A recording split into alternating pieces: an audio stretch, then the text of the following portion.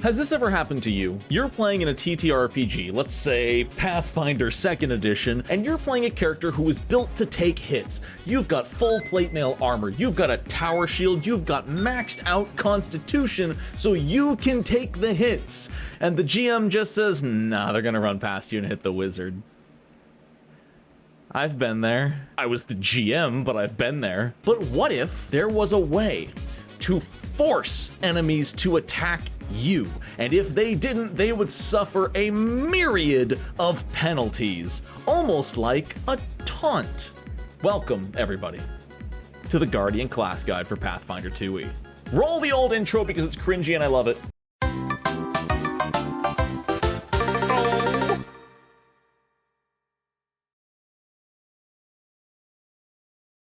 Before we get into it, I want to give a huge shout out to all the members of the Known at One's Patreon. I haven't done this in forever, and I want to get back to it. I have not been thankful enough to these people who have supported me for so long, even during my stream marathons and when I took breaks from making content. These people were out there supporting me, helping me keep doing this for a living. Everyone on this list, I appreciate you so freaking much. If you want to join in and get your name on the list as well, there is a link in the description to the Known at One's Patreon page where you can pledge for $1, $5, $10, or $20 a month. They all do the exact same thing, but they support me a little bit more based on your tier. Support if you want to, no pressure one way or another. I appreciate everyone who does. Thanks so much. Now, some of you may be asking, yes, Battlecry just came out, but why are you covering the Guardian before the Commander? The Commander comes first in the book, and I have a very simple explanation for that. It's 95 degrees outside, and this class is shorter. The Guardian is a massive beef of a class. This class is defense the class, though it is strength-based, not constitution-based, like a lot of people might have assumed. Strength is the key attribute, 12 plus con and hit points, obviously. Trained in perception and reflex saves, expert in fortitude and will saves, trained in athletics, and then 3 plus intelligence in additional skills. That is not a lot of skills. I think that is the same amount as fighter, and even fighter gets to pick athletics or acrobatics. Trained in simple and martial weapons, trained in all armor, and of course trained in their class DC. Very standard, simple martial proficiencies right here. And that's something you're going to see a lot of going forward. The Guardian overall is a very simple, easily understood class, unlike the Commander. Honestly, from what I've read, the Guardian is not a bad idea for someone new to TTRPGs. They're not that much more complicated than something like a fighter, but I'll explain as we go on. The big thing that sets the Guardian apart right away is their first level class feature, Guardian's Armor. As long as you're wearing medium or heavy armor, you get built-in damage reduction. This is going to be equal to 1 plus half of your level. It doesn't say minimum 1, so I assume at level 1 that means 1, because half of 1 would technically round down to 0. So this is 1 at level 1, 2 at level 2, and then plus 1 every even level going forward. This is not to be understated. -1 to all damage taken at level 1 when most things are hitting for single digits, that's insane. This is worth a little bit less as you progress. You know, even by level 5, creatures can hit you pretty damn hard even without a critical hit, but this is just free damage reduction, which is so rare to come by. In addition, this is a very small benefit, but they can sleep in medium and heavy armor. They don't have to take it off and don and doff it and whatnot. They can just always have it on no matter what, which means when you're inevitably ambushed in the middle of the woods, your Guardian's fine, unless you're a table that just assumes everyone's always in their armor because that's kind of just an easier way to play, then that point's moot. They get a level 1 class feat, of course, because they're a martial class. They get the shield block reaction, because obviously, and they get Taunt, a 1-action ability with the auditory and visual traits depending on how you taunt. If you growl, it's auditory. If you stare someone daggers, it's visual. If you go, hey, look over here, it's both. And a really cool thing that I'm glad they added, it works on mindless creatures. That is such an important statement right there, that a taunt should be able to work on a mindless creature. That's phenomenal, because most things like this are considered mental. So, you pick one creature within 30 feet. That becomes your taunted enemy until the start of your next turn, if they ever use an attack or ability that is a hostile action against your allies and doesn't include you, they get a -1 to the attack roll if it's an attack roll, or -1 to the DC if it's a saving throw. If they throw a fireball and your allies are in it but you're not, the DC of the fireball goes down by 1, making all of your allies' saving throws easier. That's insane. Additionally, if they do make an attack like this on your allies but not you, they're off guard until the start of their next turn. Even if you don't re-taunt them on your next turn, they stay off guard. The rogue is going to be the Guardian's best friend. Important to note, you can only have one target taunted at a given time, so at least from level 1, massive hordes of enemies are going to be the Guardian's weakness. But the fact that this has a 30-foot range is insane. That means the Guardian can be going toe-to-toe with one enemy, see that the Ranger has 2 guys on them, and say, hey, come over here to one of them, and then keep fighting. And even if that guy keeps fighting the Ranger with his buddy, he's going to be at -1 to hit and off guard. That's so crazy to me. The other massive aspect of a level 1 Guardian is the Intercept attack reaction. Aside from the taunt, this is everything, and it's such an important reaction that they actually gave the Guardian something special known as Ever Ready. If you're unaware, in Pathfinder 2e, when combat starts, you don't have a reaction. You don't gain your reaction until the start of your first turn in combat. But the Guardian always has their reaction, even if they're last in initiative, but that reaction can only be used for Guardian features. So for example, if you took an archetype that grants reactive strike, you can't use the reaction from Ever Ready on that, but if it's anything from your base class, you're good to go, even if you rolled a nat 1 on initiative. And this is super important because Intercept attack is amazing. If an ally within 10 feet of you would take damage, then as a reaction, if you're not currently adjacent to them, you can step for free into an adjacent space, and then you take the damage instead using your resistances, which remember, Guardians already have 1 resistance to all physical damage. So you're in melee next to your rogue and they smack the rogue, you use your reaction and say, you hit me and you deal 1 less damage. Imagine if you have a champion! Imagine if you have a Guardian and a champion. Obviously damage resistance doesn't stack, but that means that the Guardian can take the attacks for the champion, and the champion can use their reaction to reduce the damage the Guardian takes as well. There's so much insane combo potential on the team with the Guardian choosing to take hits. Such a cool feature. Now, there is a special case. If the damage that's triggering this is coming from your taunted enemy specifically, then you can actually have a range of up to 15 feet. But if you are 15 feet away from your ally, this does not count as a step. You can stride up to your ally instead. Just keep in mind this could provoke reactive strikes. And the rest of their class features are really simple. Level 2, skill feats. Level 3, general feats, skill increases. Tough to kill. This is really complicated. You get the Die Hard feat. Plus, on top of that, making you even more Die Hard, the first time each day you would go from dying 2 to dying 3, you just stay at dying 2. That's really sick. And I like that they worded it this way, because this means if you go down to a critical hit, you will have to, even that won't push you automatically to dying 3. You will almost always go from dying 2 to dying 3 unless you went down, got up, went down again, got up, and went down again. That's the only time this wouldn't be useful. So not only do you die at dying 5, but you ignore one of your failed saves or anything pushing you into more dying once per day from 2 to 3. Level 5, Ancestry feats, Expert in Armor, which by the way, level 5, Expert in Armor, does even the champion get armor at level 5? No, even the champion, the previous reigning royalty of defense, doesn't get Expert Armor proficiency until level 7, but the Guardian gets it at level 5. Incredible. Have fun hitting that, GMs. Level 5 is expert proficiency in weapons, and then level 7 is reaction time.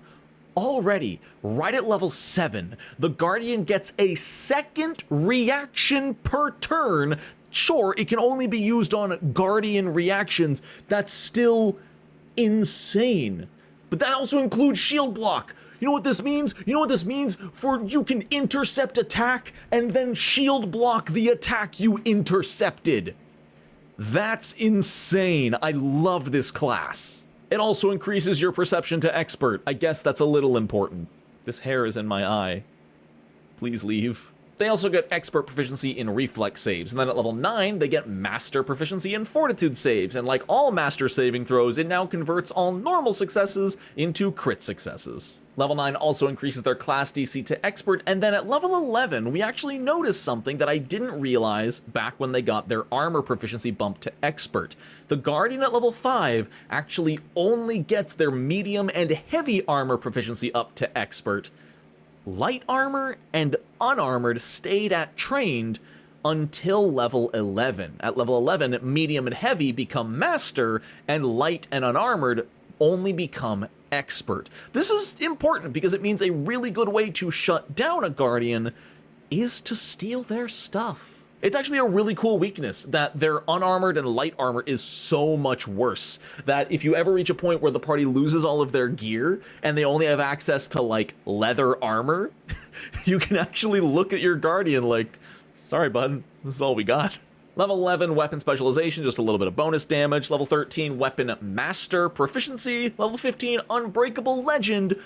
Level 15, legendary proficiency in armor, specifically medium and heavy, and then light and unarmored increased to master. That's crazy. Again, I think that's once again faster than the champion. It is. Champion's level 17. Level 15 legendary armor proficiency is unheard of, and it's sexy. Level 17 is a little bit more damage from greater weapon specialization. It's also master will saves, and then Guardian Mastery increases your class DC to master proficiency. And then the big one. As long as you're wearing armor, when you roll a reflex save, rather than adding your dexterity modifier, you can add the item bonus from your armor class. Which means if you've got like +3 full plate, you add a +9 instead of your probably like +1 dexterity.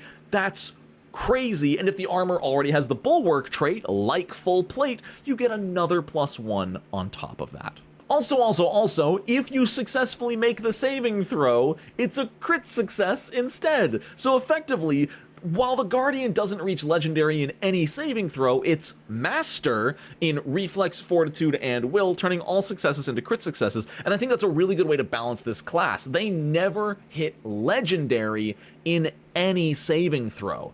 They are an armor class tank. Saving throws are their weakness. If you want to make the Guardian feel a little bit scared, start pulling out the electric arcs and the other saving throw abilities because they're not good at them. They get fortitude saves decently early. Everything else, again, will saves don't improve to master until 17, and nothing hits legendary. I love it. It's a character with a glaring weakness, and that's fantastic design. And that's the entire base class. I've been recording for what, 18 minutes? And we're through the base class, probably 15 minutes after editing?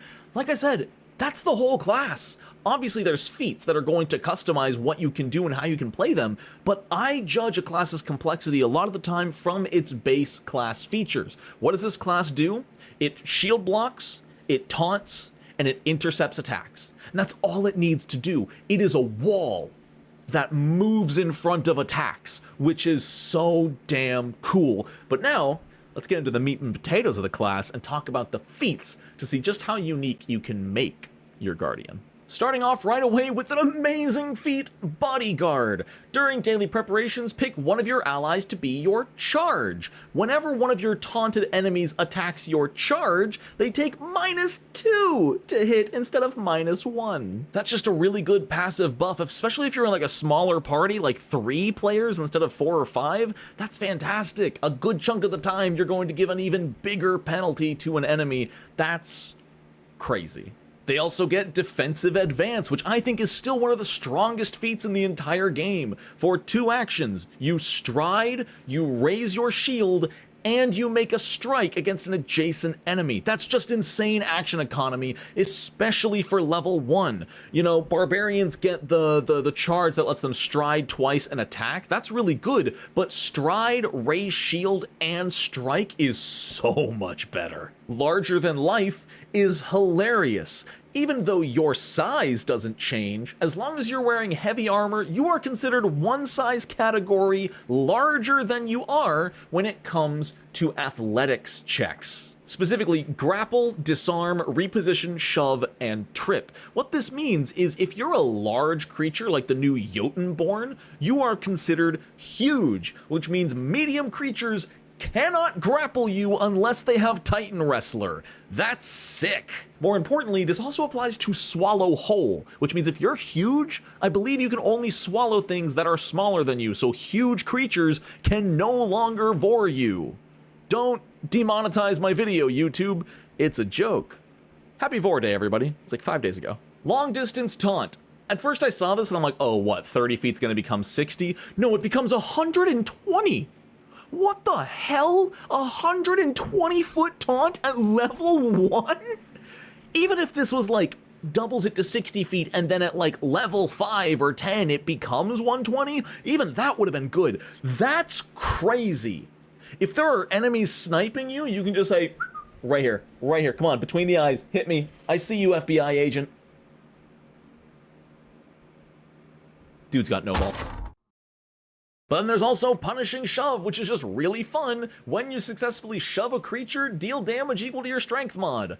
Doubled if it's a crit. And then as you increase in proficiency, you deal even more bonus damage. +2 when you're expert, +6 when you're master, +12 when you're legendary. Legendary shove that deals like 5 + 12, so 17 damage on a successful shove. 34 damage on a crit shove is awesome. That's actually more damage than my kineticist usually does with their elemental blast. Sure, it's not on a crit, but that's still insane. It's so much easier, by the way, to crit with athletics than it is to crit with an attack roll. You are shocked how many people have really bad saving throws. There's also Reactive Shield, which is, as a reaction, you raise your shield against a triggering attack. Sorry, I don't mean to poo-poo this feat. It's a great feat. It's just existed for 5 years. Shield Warfare. If you are using a shield boss or shield spikes for your weapon, increase the damage die 1 stage. It's not amazing, but especially as you level up and gain striking and greater striking, you know, 1d6 to 3d6 is a lot better than 1d4 to 3d4. And there's still another level 1 feat. They get so many options. I love this class, and they're all so simple. Shoulder check. For 1 action, as long as you are wearing medium or heavy armor, you punch a creature in the face. If you happen to have a gauntlet or spiked gauntlet equipped, you can use that instead. And when you do, it gains a new success effect that says the target, if you successfully hit them, is off guard against the next melee strike you make against them until the end of your next turn. And if you critically succeed, they're off guard against all of your attacks until the end of your next turn. What this means is every single turn, you can just shoulder check.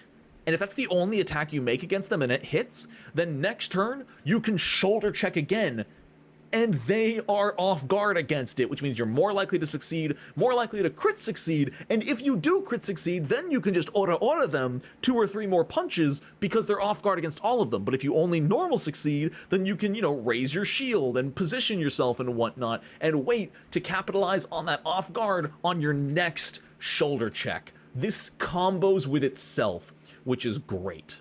The only downside is if you somehow manage to critically miss them, so maybe don't use this for, you know, your -10 multiple attack penalty. If you critically miss them, you are off guard against all of their attacks until the end of your next turn. So that's pretty bad, but chances of you crit failing 1 attack at your max bonus, very low. I also love that we have Gauntlet synergy. Hello, I've never seen a class that has like a feat specifically for the Gauntlet weapon. That's awesome.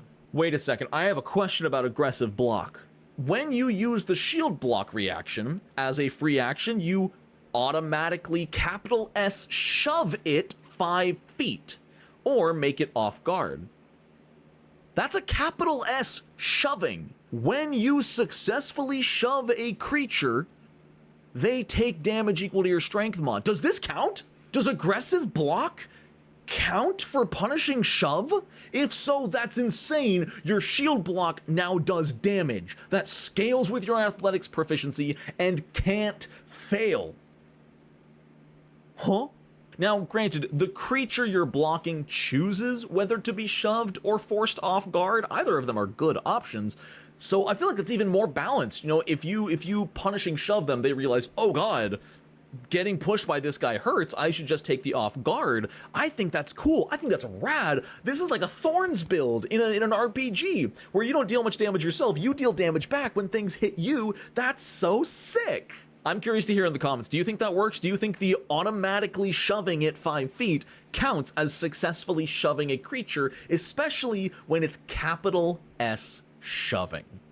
Discuss. Covering stance is okay. For one action, you enter into this stance, and then it just remains as long as you're in the stance, and at the end of each of your turns, you designate one adjacent ally. That ally is considered having lesser cover, which is +1 circumstance bonus to armor class against all attacks. Contrary to common belief, it is not just against ranged attacks, you can have cover against a melee attack. Additionally, if you intercept an attack that would hit them, they can actually take a step action for free. The only downside is if the ally ever leaves your reach, you know, they're no longer adjacent to you, they immediately lose all of these benefits. But if you're in melee with your rogue, you're just giving your rogue permanent +1 armor class as long as you're next to each other, which is coupling with your taunt, giving the target -1 to hit the rogue for a net -2 to hit. We love the Guardian. You stand there and enemies get worse. There's also Hampering Stance, which again, one action to enter the stance, and all spaces around you are difficult terrain for enemies. Makes you harder to run past. This is good if you're in like a hallway. You know, they can't step anywhere near you, which is cool, but overall, I'm not a big fan of small, difficult terrain, in my opinion. Phalanx Formation is an interesting feat because it only works if your table uses all of the cover rules as written. For example, almost all of my Pathfinder tables don't use creature cover, as in like if you're shooting a ranged attack, you're here and then your ally is here and the enemy is here. The enemy technically gets lesser cover because of your ally. We've never really played with that rule because we find it slows things down a little bit, but if your table does play with it, Phalanx Formation is really, really good because you, the Guardian, do not grant cover to targets of your allies' attacks. Really good. Overall, again, I don't know how many tables actually do or don't use cover. It doesn't get talked about all that much, but if you do use cover, this is a good feat.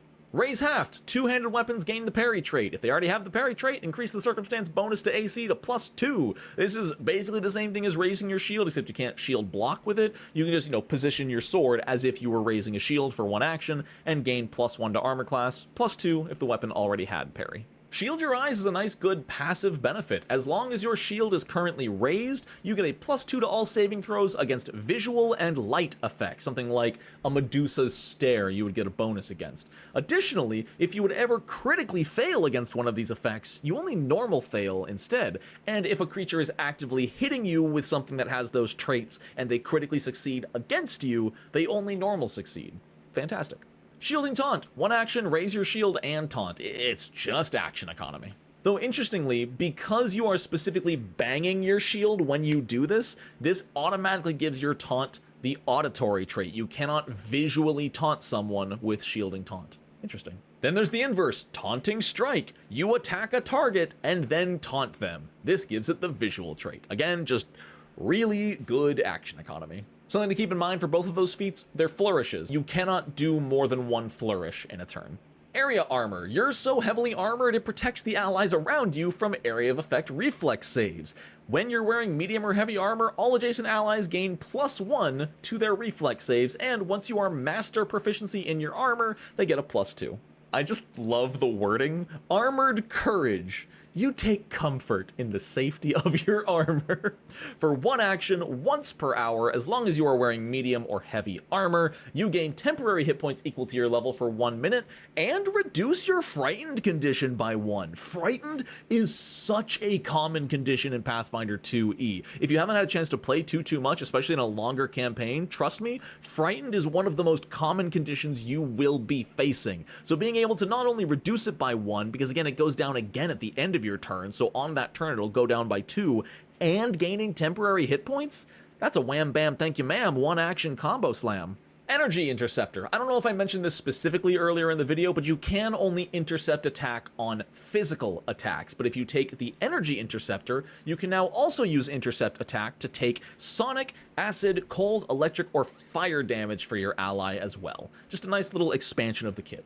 Flying Tackle is fun. For 2 actions, you stride, then leap, or if you want to roll athletics, you can high jump and long jump, and if you end that jump or leap adjacent to an enemy, you can attempt to trip them. And if you normal succeed this trip check, it counts as a crit success, meaning they're taking damage and falling prone. That's just neat. Additionally, you can use this while burrowing, climbing, flying, or swimming, which is just really funny. Just can you trip someone underwater?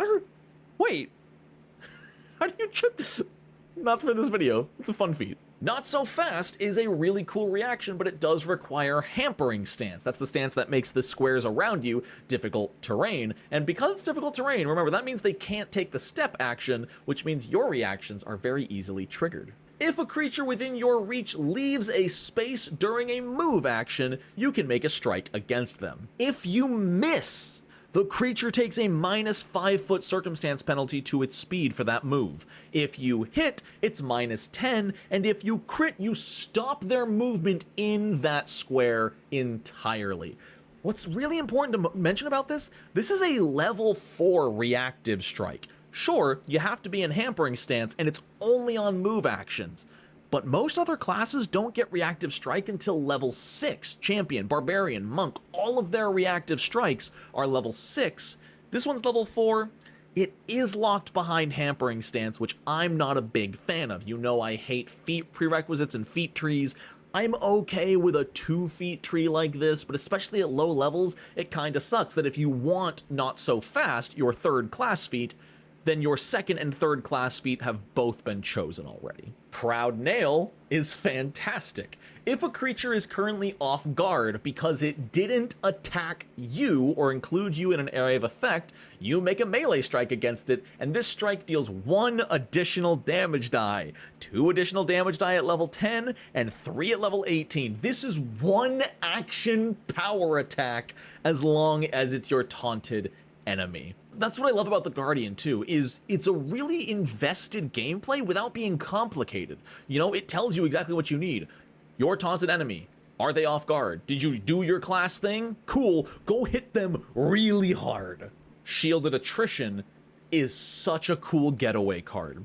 For 1 action, you raise your shield and stride up to half your speed. This does trigger reactions like reactive strikes from every enemy you pass. However, every enemy that could have used reactive strike against you, whether they did or not, cannot use that reaction on any of your allies until the start of your next turn. How cool is that? You walk past a bunch of enemies and say, hit me, it's your only chance. And either they don't hit you or they do. Either way, all of your allies can now scatter directly past the enemies with no fear of taking hits. Again, this isn't as useful in Pathfinder 2e as you might think, because remember, not all enemies have reactive strike. In fact, it's typically only like military trained enemies that have reactive strikes, like guards or like trolls or something like that are very combat trained, but still, they're common. They're common enough that this is a really good feat. Disarming Intercept is just really funny. If you intercept an attack for an ally that was from a melee weapon, then as a free action, you can attempt to disarm that weapon, and this disarm check gets a bonus equal to your armor's potency rune, so +1, +2, or +3. We all know disarm isn't great, but what's nice about this is if this is on the enemy's first attack for the turn, and you normal succeed, well, they're gonna take a penalty to all of their other attacks that turn, unless they spend an action reaffirming their grip. And even better, if you happen to critically succeed, cool, they drop their weapon. They're gonna have to pick that up. If you have a fighter nearby, that might trigger a reactive strike. It's a fine feat. If you love disarm, this is a great way to do it because you don't have to waste an action. Even better is that because it's not your turn, this disarm check will always be at your full bonus. No worry about wasting a multiple attack penalty on a disarm on your turn. This is just part of your intercept, which you're doing almost every turn anyway. So yeah, this feat's actually fantastic. It's probably the best disarm synergy I've ever seen in this game. Guarded advance. For one action, raise a shield, then step twice. This is okay. It's definitely not the same as defensive advance, which I think is better, but it's fine. Stepping is good. Lockdown, another feat locked behind Hampering Stance, so I guess they wanted to make an entire archetype of Guardian based around Hampering Stance and keeping enemies next to you, and that is exactly what this does. Lockdown is a flourish you can use while in Hampering Stance, and if you successfully hit the target, then on their next turn, they cannot move any farther away from you than the reach of the weapon you used to hit them, including your unarmed strike if you just used a fished? So if you have no reach and it's only 5 feet, they can move around you as much as they want, but they cannot move away from you. Really cool lockdown. I give up. Oh, hey, look, reactive strike. So you don't have to take Hampering Stance if you want a reactive strike. You can just take it. I'm glad they actually get that. That's really cool, Paizo. Thank you. Reflexive shield. When your shield is raised, you can apply your shield's bonus to your reflex saves. Additionally, because you have shield block, when you take damage that came from a reflex save, you can actually shield block it. That's a huge upgrade. That should not be underlooked. That's great. And it doesn't even matter if it's physical damage or not. Now, Retaliating Rescue is just a really feel-good feat. I don't think it's crazy overpowered or anything, but it is fun. For 2 actions, you stride up to your speed and end adjacent to an ally. When you do, you can push them 5 feet in any direction, which is forced movement, which means it doesn't trigger any reactions. Finally, if you are adjacent to an enemy that was adjacent to your ally, you can attack them and gain a +2 circumstance bonus to the attack roll. That's really neat. Now, there is some fine wording here that if your ally was in the enemy's reach and you pushed them out of reach, which means if the enemy has a pole arm and you push them 5 feet away, but they're technically still in the enemy's reach, you don't get the +2 circumstance bonus, and I think that's dumb. Next feat. Ring Their Bell is fantastic, and it's even more Gauntlet, Spiked Gauntlet support. For one action, you either punch them with your Fist, Gauntlet, or Spiked Gauntlet, and if you successfully hit them, they make a saving throw against your class DC. If they succeed,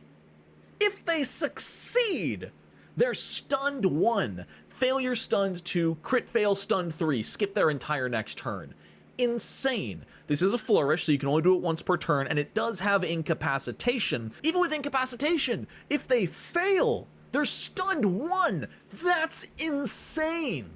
This is an incredible ability. The only restriction is that they do need to be a taunted enemy who is off guard because of your taunt. So you're probably not using this every round, but you also might be. It's fantastic. Stomp Ground. For 2 actions, every creature within a 5-foot emanation must make a reflex save against your class DC. If they succeed, they are off guard until the end of your current turn. But you can Stomp Ground and then maybe bop them 1 on the chin, or, Stomp Ground and then hit them with the Ring Their Bell, you know what I'm saying? 1, 2, hullabaloo. If they fail, they're knocked prone. If they crit fail, they take 1d6 bludgeoning damage and are knocked prone. This is an AoE trip. The problem is it does use your class DC, which, trust me, is going to be so much lower than your athletics DC. I honestly think you're better off tripping an individual target, but I guess if you're surrounded by 7 kobolds who are like a level lower than you, then a massive AoE trip that could do damage isn't bad. Level 8 group taunt is insane. From now on, whenever you taunt, you can choose 3 enemies to taunt at the same time, and you have a new maximum of 3 enemies. That's cracked! I haven't read the other level 8 feats, but there's no way any of the other feats is going to beat this out, right? Right? Okay, but Juggernaut Charge is really funny. For 2 actions, you stride up to an enemy and strike them. If you successfully hit them, you stride again and pull the enemy with you. Now, you can always take the second stride no matter what. Just keep in mind it can trigger reactions. But yeah, this is designed for you to saunter up to your enemy, punch them in the face, and then push them along with you on your stride as you're punching them in the face, which I think is just hilarious and a great, flavorful, fun move, and good for like getting an enemy off your wizard. If there's a barbarian attacking your wizard, you can run up, punch the barbarian, and pull the barbarian away with you. It's really funny. Mighty Bulwark increases the bonus to reflex saves from the Bulwark trait from +3 to +4, and now applies to all reflex saves, not just damaging reflex saves. That's a phenomenal bonus. You can look at that as +4 to all non-damaging reflex saves. Think about that as a feat. +4 to all non-damaging reflex saves. But it's not better than Group Taunt. Repositioning block. When you use shield block, you get to roll athletics to reposition them for free. You also get a bonus to this check equal to your shield's level, +1 if your shield is level 4, +2 from level 10, and +3 if your shield is a level 16 magic item. This is fine. I don't really know if it's that much better than the auto-successful shove from aggressive block or whatever it's called, but it's not bad.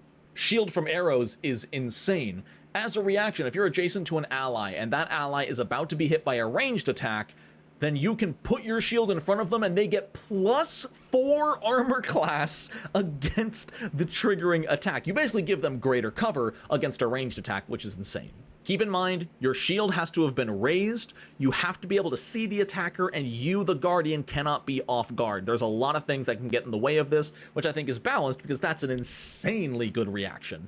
I also like the decision you have to make here. You have to either shield from arrows and hope that increases their armor class enough to not take damage, or let the attack roll go through, and if it does hit, use your reaction to intercept it and take the damage for them. Some really cool choices to make as the Guardian. Very strategic while not being overwhelming. Shield Wallop is a fine little flourish. For one action, attack with either a Shield Bash, Shield Boss, or Shield Spikes weapon, and if you hit, the target is Stupefied 1, Stupefied 2 on a critical hit. If your shield is a Tower Shield, Fortress Shield, or otherwise massive shield you can take cover behind, it's Stupefied 2 on a hit, 3 on a crit. Just fine anti-spellcaster tech. Belly Flop is one of the stupidest feats I've ever read in the best way. If an enemy is next to you and prone, then for one action, boom, you can drop prone and make a fist strike against them. Again, you can also use your gauntlet or spiked gauntlet if you have that equipped. And you don't take the prone penalty on the attack roll.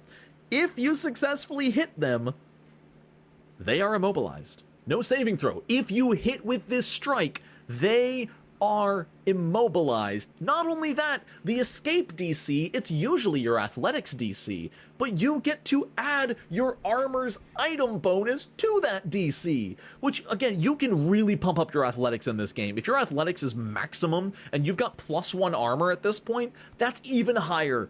Escaping is really hard, y'all. If you're a fully athletics-focused character, this is insane. A trip belly flop Guardian is going to be some of the best lockdown potential in this game. Get behind me is fine. Now, whenever you use intercept attack, as a free action, you can also move the ally you are intercepting 10 feet in any direction. It's fine. That's literally it. The rest of the text is, oh, you can't move them through obstacles. You can't push them into a wall. You know what I'm saying? It's simple, and it doesn't trigger reactions. It's good. Momentum Strike is the most overcomplicated cleave I've ever read in my life. For 2 actions, you make a melee strike. If you hit a creature, you can move it 5 feet in any direction. If this moves it into another creature, it also moves that creature out of its current space, and that second creature takes damage equal to double your strength modifier. It's funny. Is it a level 10 feet worth to deal 10 extra damage? Maybe? That's fine. It's only useful against 2 creatures. The free movement is nice. Hitting a strike is not too bad. It's just a shame it doesn't count as shoving. Shield Salvation. If your shield would ever be destroyed, instead it just stays at 1 hit point and becomes unusable. It's great. That way you don't just have your magical super shield destroyed. You can block every attack without worrying about having to get a new one. That's fantastic. Additionally, by the way, you can use this multiple times per day, as long as it's not the same shield. Meaning, if you've got 2 or 3 super shields, and in one combat yours gets destroyed, it goes down to 1 hit point. After, or even during that combat, you drop that one, draw your next one, you can rely on those same 2 or 3 shields forever. That's not to be overlooked. Sure-footed is insane.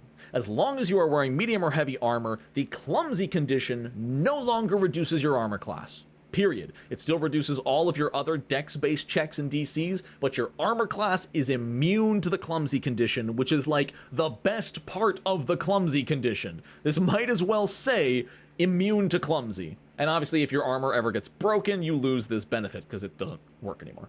Tough cookie. For 2 actions, once per day, if your current hit points is less than half of your maximum, you gain temporary hit points equal to half of your maximum for 1 minute. That's insane. You're level 10. If you have 0 constitution, you have 120 hit points. That's just a 2-action, 60 hit point self-heal. That's cracked. I love this class. Armor Break is a sick last-ditch effort. For 2 actions, if your hit points are below half and your current medium or heavy armor is not broken, you flex so hard your armor explodes. And all creatures in a 10-foot emanation get a basic reflex save against 11d6 piercing damage as the shards of your armor fly out and pierce them. That's hilarious. It's only enemies too. Your allies in the emanation are safe. That's hilarious. Obviously, this does break your armor, but it's not as broken as normal. You know, you don't take a penalty to speed, and if it has the Bulwark trait, you still get the full Bulwark bonus -1. It's not bad at all. The damage goes up by 1d6 for every level beyond 14th, which is interesting. I don't know if that's a typo, but for some reason it doesn't get any stronger at level 13 or level 14. It doesn't start getting stronger until level 15 and then onward. I don't know why they designed it that way. That's a really weird scaling, but a really cool feat. Armored Counterattack is really cool. As a free action, when you intercept an attack, you can strike the target that you intercepted, and if you hit them, they become taunted. That's just a really good feat. An important thing to mention, though, is there's a lot of free action intercept upgrades, but you don't get all of them. This is really important for people who might be like planning out a Guardian build. If you have 3 different free actions that activate when you intercept, you can only use one of them. That's one of the obscure rules that very rarely comes up in Pathfinder, which is any given free action trigger can only trigger a single free action. And since all of their triggers are intercept attack, then you can only use one of them. But what that does mean is if you take one earlier and you want to replace it with armored counterattack, you can literally just take it and then find a week of downtime to retrain out of the old one. I love the retrain system in Pathfinder 2e. If you're not familiar with it, look it up. Maybe I'll make a video on it, because I never have. And the more I play this game, especially recently, the more I really love it. Devastating Shield Wallop. In addition to stupefying them, when you successfully hit a target with Shield Wallop, they now make a saving throw against your class DC. And if you're using a Tower Shield, Fortress Shield, or other shield you can take cover behind, they take a -2 penalty to their saving throw. If they succeed their save, they're off guard to you for the rest of your current turn. Not amazing. If they fail, they're knocked prone. If they crit fail, they're knocked prone and stunned 1. That stunned 1 is dirty, because again, not only do they lose 1 action, but as a reminder, as long as they have the stunned condition, basically until the start of their next turn, they can't take reactions. So this is another way the Guardian can sneakily protect their allies from potential reactions. The Guardian is like an anti-enemy reaction machine, and I love it. Paragon's Guard, though, is insanely good. For 1 action, you enter the stance. As long as you are in the stance, you count as having your shield raised. That saves you 1 action every single turn forever. Like, Devastating Shield Wallop, that's really cool, but you could also just always have your shield up forever. Right where you want them is super fun. It increases the distance of your shove action by 5 feet. This means you can now shove them 10 feet on a success and 15 feet on a crit success. I love that a lot. I think this does mean that you can push them off cliffs quite a bit easier. The hard part here is figuring out, is that worth your 12th level class feat? Is 5 extra feet of shove worth a 12th level class feat? I really struggle to say that it is. I guess if you are going for that punishing shove build, it's not bad. You know, your master, you're dealing, what, 6 plus your strength on a shove? You might be shoving every single turn as your entire character, so increased shoving distance is not bad to have. But no, because if you're going for the punishing shove build, you're gonna take scattering charge. For 3 actions, you stride up to your speed, and at the end of your movement, you can shove 3 adjacent targets with a separate athletics check for each, all at your current multiple attack penalty, not increasing until they're all done. With punishing shove, that's insane. Imagine you're a master in athletics and you just normal succeed against all of these. You move, you push them all apart, you probably have a +5 strength at this point, so you're dealing, what, 11 damage to 3 targets? 33 damage ain't bad. If any of those crits succeed, that's another 11. I love that. Scattering charge, punishing shove, guardian is gotta be one of my favorite genders of all time. Weakening assault is pretty damn cool. For 2 actions, you target a creature you've already taunted, and you attack them twice. If either strike hits, they're enfeebled 1 until the beginning of your next turn. If both strikes hit, enfeebled 3. This might be worth tacking a little agile weapon onto your guardian. Like, obviously, it's implied you can hit them with the same weapon, but that -5 compared to a -4? I don't know. Imagine hitting them, though, with like a big old hammer and then just a little tiny dagger, and that second dagger strikes the one that's, oh, I'm enfeebled 3. Fuck. I don't know why I said fuck.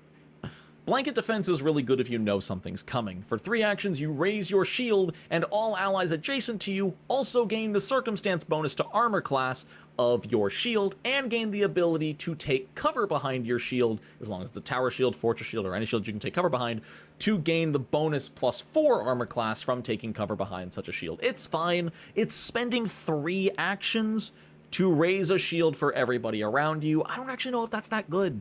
Everyone needs to be balled up on you, which means you're super weak to area of effect. Sure, you might get a bonus to the saving throw, but I don't know, is it worth it? Bloody Denial, level 14. It's pretty simple. For 2 actions, you strike a target. If it hits, they make a fortitude save against your class DC. On a success, you choose 1 ally. Until the start of your next turn, that target cannot make reactions against your chosen ally. If they fail their save, they can't use reactions at all, and if they critically fail, it's the same, but they're stunned 1 as well. Cool. Again, more anti-reaction tech. The Guardian has 101 ways to shut down enemy reactions. Keep Up the Good Fight doesn't feel good as level 14 feat. It's Orc Ferocity. As a reaction, once per hour, instead of Orc Ferocity's once per day, if you would be dropped to 0 hit points, you instead increase your wounded condition by 1 and stay at 1 hit points. I guess you also get temporary hit points equal to your level, but those only last 1 round, so it's 14 temporary hit points until the round ends. I don't know, it's fine. Level 14, I guess once per hour is kind of insane. Assuming you're only having 1 combat per hour, you just don't go down once per combat. It's fine.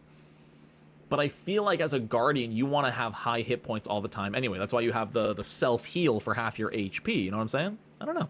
Opening stance. As a free action, when you roll initiative, you enter a stance. That's really freaking good if you have the permanent shield up stance. Not complicated. Clang. If an enemy ever critically misses you with a strike or a spell attack roll, then you can either A, make a strike right back at them, or B, stride up to them, and if you end adjacent to them, they are off guard until the end of your next turn. That could actually be better. Again, if you've got a ranged character or a rogue who really wants that sweet, sweet sneak attack, making an enemy off guard might be worth more than you getting an extra attack, and I like that it gives you both options. I guess if you're already in melee, though, and they clang off of you, you don't really get an option, because it says you have to stride toward them, and if you're already in melee, you can't stride any towarder. Oh, Clobber is the cherry on top of the punishing shove cake. For 2 actions, make a melee strike. If it hits, it deals an extra weapon damage die, and when it hits, it counts as an automatically successful shove or critically successful shove if your attack was a critical hit. They get pushed, and then they fall prone right after. And again, if you have punishing shove, you're legendary in athletics by this point. You can look at Clobber as an extra weapon damage die, plus like 16 or like 17 bonus damage, which is insane. I just love this idea that they hit you, you shield block, they get shoved backwards, taking the shove damage, it's your turn, you step back up to them, and then you clobber them back away and down, and that's just really funny. What I like about the Shove Guardian is there's going to be a lot of movement around. A lot of the times in any TTRPG, gridlock is a thing. Everyone gets to their optimal position, and, you know, Pathfinder 2e does a really good job about constantly needing new best positions when it comes to different effects and whatnot, but the Guardian is going to force gridlock to never happen. Especially the Shove Guardian, creatures will be moved whether they like it or not, and I love that. Improved Reflexive Shield. If you're in an area of effect reflex save and you have shield block to reduce the damage, all adjacent allies also benefit from that damage reduction. Never is cool in theory, but would be useless at my table because I don't like using the controlled condition on players. I think that feels horrible. But if you're at a table where your character can get controlled, then Never says whenever you attack an ally because you are controlled, you immediately get a bonus saving throw against the controlling effect with a +4 bonus. If you succeed the save and it ends the effect, not only do you stop attacking your ally, but you also get to do the rest of your turn as normal. But keep in mind, you do lose the action you spent almost busting your friend's brains out. Additionally, what's nice is failing or crit failing this save doesn't have any negative effects. It is purely a beneficial bonus option to get away with not killing your best friend. Level 18, let's see it. Demolish defenses. 2 actions, make a melee strike. It deals 1 bonus weapon damage die. If it's your taunted enemy, 2 bonus weapon damage die, and they make a fortitude save against your class DC. Only downside of Guardian, a lot of fortitude saves, which are typically the highest saving throw of most monsters. But they do have some really good effects, because once again, on a normal success, the target is off guard until the end of your next turn, which means if you just chain demolish defenses every single turn and they always succeed their save, they're still permanently off guard. If they fail, they're clumsy too until the end of your next turn, and then off guard for the next round. So it's effectively extending that -2 AC. Again, the downside here is that honestly, off guard can be better than clumsy too. I mean, the best thing you can do is stack it. You know, if you get the failure effect and they're clumsy too, that's when you flank, they're off guard, and their AC is at a net -4 with the rogue sneak attack. That's gross. And the crit fail is clumsy 3 instead. Doesn't increase the duration at all, but it becomes clumsy 3 for 1 turn, and then off guard for 1 round. Pretty good. Perfect Protection is hilarious, specifically because it combos with similar runes. Perfect Protection is as long as you're wearing medium or heavy armor. If you would ever take a critical hit, you roll a flat d20, no modifiers. If you roll a 14 or higher, the crit becomes a normal hit. Now, there's an armor rune called Fortification, which as long as it's on your armor, you get a similar effect. I think normal Fortification is DC 17, and then Greater Fortification might be DC 14 or 15, but if you have a normal Fortification rune on your armor, that DC 14 becomes a DC 12. If you have Greater Fortification, it's DC 10, meaning 55% of all critical hits against you become normal hits. That's hysterical. I love that. The anti-crit machine is so real. Why am I still holding this? You can't make this shit up. Quick Vengeance is fine. If you ever shield block an enemy or intercept an attack from an enemy on your ally, you become quickened on your next turn. You can only use that action to stride closer to the creature who triggered the reaction. It's fine. I guess this will probably give you a free stride every single turn, which isn't bad, and as the Guardian, you do want to be up in there, so it's certainly not bad. It's not crazy exciting, but it will make you incredibly mobile on the battlefield. Shield from Spells, a direct upgrade to Shield from Arrows. Now you can use it on spell attack rolls as well, granting that +4 circumstance bonus to armor class to an adjacent ally. Pretty damn good. And now level 20. I just accidentally read 1 sentence of this, and I can't believe this. I'm going to read this word for word, because, oh my gods. Boundless Reprisals. Reprisals? Repricing. With a 6th sense for the flow of combat, you can quickly react to any situation as required. At the start of each enemy's turn, you gain a reaction that you can use during that turn for any Guardian feat or class feature. You can intercept 1 attack from every enemy. You can shield block 1 attack from every enemy. I've seen some of these that are like, yeah, on your turn, you gain a bonus reaction. You know, 1 extra reaction per round. That's crazy. 1 extra champion's reaction, 1 extra swashbuckler riposte. How about you're fighting 6 enemies? How about 6 extra reactions per round, Guardian? I love this, especially because your reactions usually hurt you. It's going to damage your shield. You're going to take damage for your ally. Your reactions don't hurt the enemies. They just hurt your allies less, which is great. So this is a great feat, but it doesn't inherently make you like more damaging in any way, which I think is phenomenal design. I love that feat. Great shield mastery is insane. Whenever you raise your shield, you also count as having taken cover behind it. This means that your tower shield is now granting you +4 to armor class every time you raise it, which means if you have the stance where your shield is always considered raised, your armor class is just permanently increased by +4. This class is insane. And Unyielding Force is a really lame place to end it off. It upgrades your level 1 class feature of damage reduction. Instead of 1 plus half your level, it becomes 6 plus half your level. I know you could have infinite reactions. I know you could have permanent +4 armor class. But how about 5 damage reduction? How's that sound? And that's the Guardian. This class is amazing. I have friends who I know will drool over this class. I want to see someone play. I want a GM against a Guardian because I want to bash my head against the wall when I miss every single attack, and the only attacks I do land are on their allies who get intercepted. What a cool class. It does so little damage by itself. It's got a few high-level feats that increase damage die and whatnot, but everything this class does is, no, GM, you hit me. No, GM, you have a -1. No, GM, her armor class is actually +4. That's so cool. This is the anti-GM class, and not in a dickish way. It's not in a way that's going to make the GM's life hell. The GM has to make choices. Do they attack the squishy wizard who's going to get like +5 armor class out of nowhere? Or do they just attack the Guardian who has legendary armor at level 15? I want to know what you think. Do you think this class is overtuned?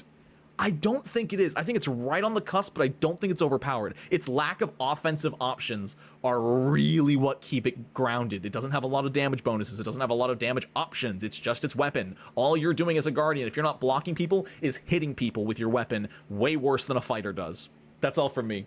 I hope you have a wonderful rest of your day. Check out Battle Cry. This book is sick as hell. And until next time, no nat ones.